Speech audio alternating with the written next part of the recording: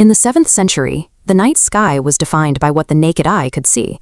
No telescopes to pierce the cosmos, no microscopes to reveal the cell, and no satellites mapping the Earth. Human understanding of the universe was bound by the absolute limits of human sight. Yet a manuscript from this exact era contains observations about the mechanics of the natural world that parallel research from over a millennium later.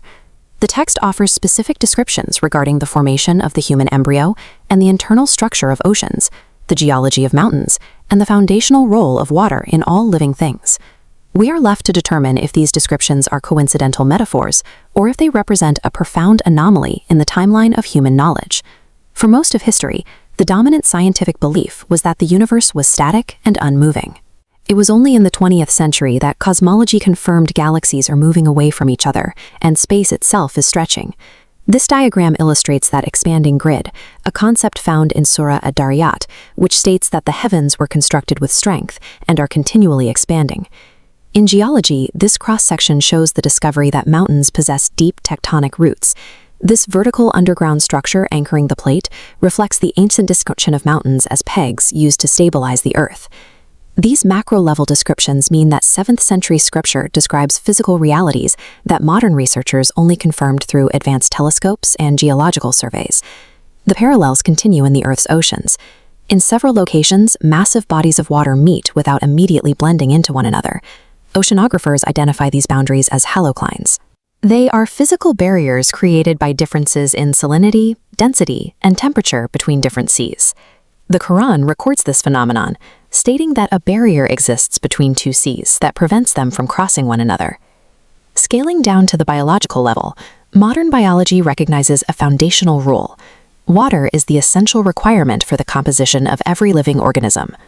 Long before the discovery of cellular biology, the text asserted that every living thing was created from water. Across these disciplines, from oceanography to cellular biology, the text describes natural barriers and elemental building blocks that reflect current scientific understanding. The text also contains historical accounts that outline the boundaries of future applied human technology. In one account, Prophet Solomon requests the throne of the Queen of Sheba be brought to him from Yemen, a distance of thousands of kilometers. The text says the throne was made present before him in Damascus instantly. This narrative of overcoming vast physical distance mirrors the human drive to project images and sound across the globe today. Another narrative describes Abraham surviving a massive fire unharmed. The account included details stating that even his clothing was unaffected by the flames. This concept, material that can resist extreme heat without burning, became a reality in the mid-20th century with the development of synthetic flame-resistant fibers. These historical narratives provided a conceptual framework for future inventions, expanding the human imagination toward what technology could eventually achieve. While these scientific parallels are striking, the text serves as a source of spiritual and moral guidance. It does not present itself as a technical manual for physics or biology. Within this framework, scientific observations are used to encourage reflection.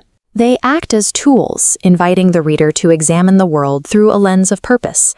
The text refers to these observations as signs, invitations for humanity to study the natural world and seek out knowledge.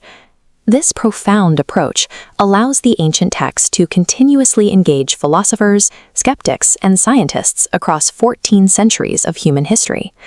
The enduring quality of these verses is their ability to provoke curiosity, maintaining the conversation between faith and scientific discovery in the modern age.